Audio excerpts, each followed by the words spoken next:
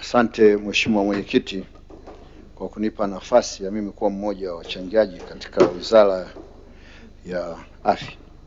Labda nianze na hospitali ya wilaya ya Gairo. Mheshimiwa Waziri, hii hospitali ya wilaya ya Gairo, Mheshimiwa Waziri alipokuja Mheshimiwa Rais kufungua hospitali ya wilaya ya Gairo, alipata zile changamoto pale kwamba ile hospitali inatumika eneo kubwa kwa watu wa Kongwa, watu wa Kilindi na watu wa Kiteto, Manyara. Kwa hiyo toa maagizo ziongezwe idadi ya madawa yatakayokwenda kwenye ile hospitali ya wilaya, kwa sababu nyinyi mnaangalia idadi ya watu waliopo wilaya ya Gairo, lakini hamuangalii wale ambao wako nje ya wilaya ya Gairo. Na la pili, alisema kwamba pale pareto ambulance kwa ajili ile ambulance inatumika hospitali ya wilaya inatumika sana kwa ajili ya watu wa barabarani, kwa sababu pale Gairo ni katikati ya Morogoro na Dodoma. Kwa nilikuwa nakuomba shughulikia pale, kwa sababu ile hospitali, Mheshimiwa Waziri, wakati ukiwa TAMISEMI ulituletea DMO, lazima niseme kwamba umetuletea DMO mzuri sana, na hivi sasa mwaka jana imekuwa ni mshindi wa kwanza katika kutoa huduma Tanzania nzima katika hospitali za halmashauri. Gairo ndo ya kwanza. Kwa hiyo lazima nimsifu DMO pamoja na watumishi wote wa hospitali ya wilaya ya Gairo. Kingine ni hospitali yetu ya mkoa wa Morogoro ambaye sasa tunaita hospitali ya rufaa. Kwa kweli hamtutendei haki Wizara ya Afya. Kulikuwa na ile SSR ya bwawa la Mwalimu Nyerere. Tuliambiwa tutafute eneo, tutajengewa hospitali ya rufaa. Tukaenda tukapata eneo zaidi ya heka 100. Sasa hivi hakuna chochote, hatujui kinachoendelea kitu gani hospitali ya mkoa wa Morogoro. Na mkumbuke hospitali ya mkoa wa Morogoro, mkoa ule ni mkubwa katika Tanzania nzima, na hata idadi ya watu na wilaya zake ziko mbali. Kwa mfano kama Mlimba, mtu atoke Mlimba kwa ndugu yangu hapa Lokatale mpaka afike pale ni kilomita zaidi ya 300. Mtu afike Malinyi kwa dada Meki pale zaidi ya kilomita 200 na kitu.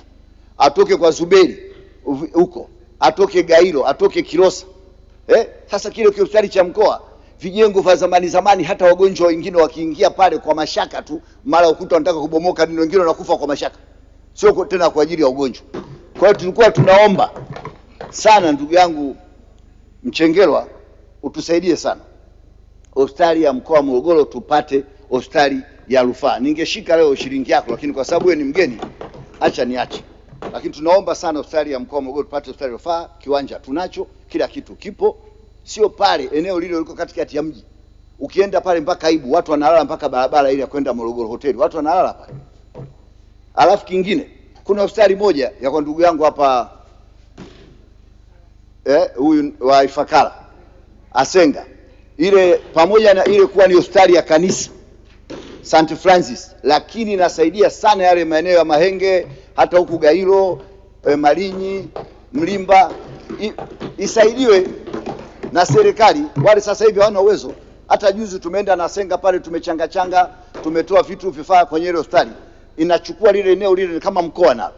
Kwa hiyo ile hospitali ya St. Francis muiangalie kwa jicho la huruma. Lakini kikubwa zaidi, Mheshimiwa Waziri, nataka nikwambie kwamba uko kwenye wakati mgumu kwenye hii wizara. Kwa hiyo kama usipokuwa ngangari, kwa kweli unaweza ukachomoka, kwa sababu hii sehemu ya madawa ni sehemu kuliko madawa ya kulevya.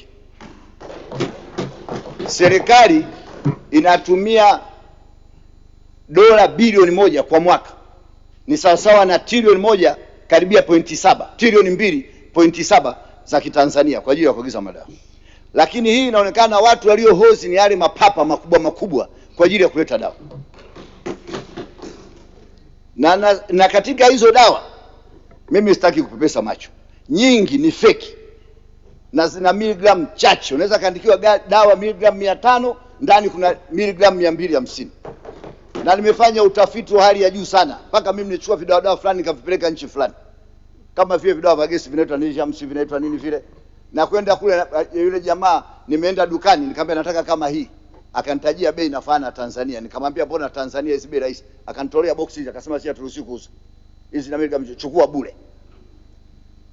Kwa hiyo mheshimiwa, kwenye mpango wa kujenga viwanda pale mlipoweka heka 400 kwenye ile hospitali Mlogani naitwa Mloganzila, naomba viwanda wa Tanzania, kama ni watu wa nje waje wajenge Tanzania, kama kila kitu kije kijengwe Tanzania. Hii habari ya kutegemea watu wa nje kuagiza madawa huku, hiyo habari tuachane na hiyo Tanzania. Huu mpango ni mzuri na huu mpango lazima utekelezwe. Tunajua kuna vita kubwa sana. Na vita hii, na nawashukuru wabunge hawa walioingia bunge jipya hii.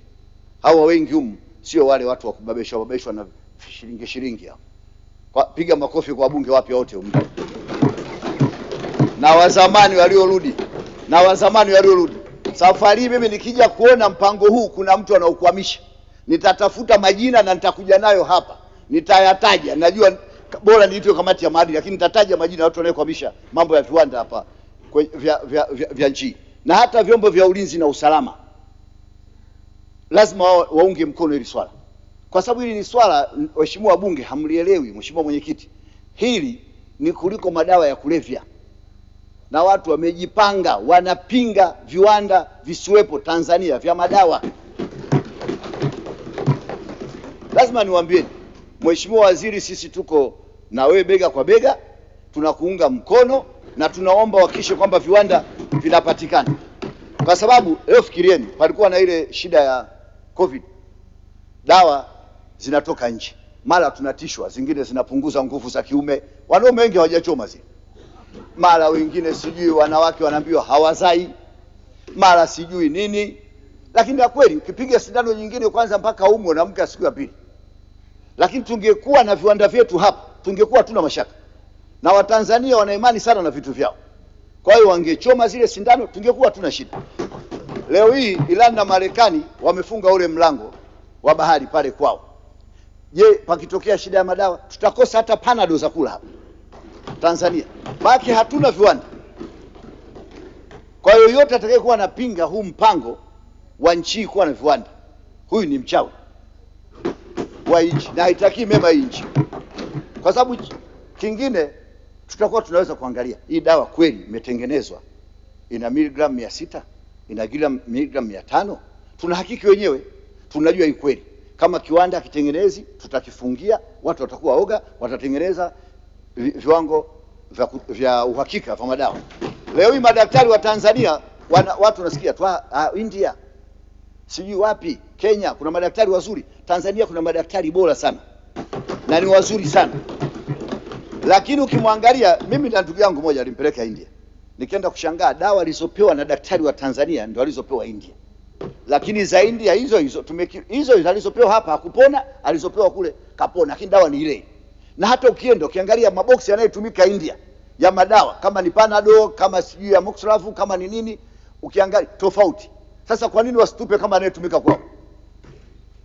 Kwa hiyo kuna shida sana kwenye madawa haya ya binadamu. Tunao madaktari wazuri sana, lakini madawa yanatuangusha. Na nataka niseme hata haya madawa haya mnaandika tu madawa made in sijui Italy, made in sijui wapi, yote ni mengi uongo. Yanatengenezwa huko yanaandikwa tu made in fulani. Unapigwa hela pale, unaacha kununua dawa 5,000 unaenda kununua dawa 25,000, kumbe ni ile.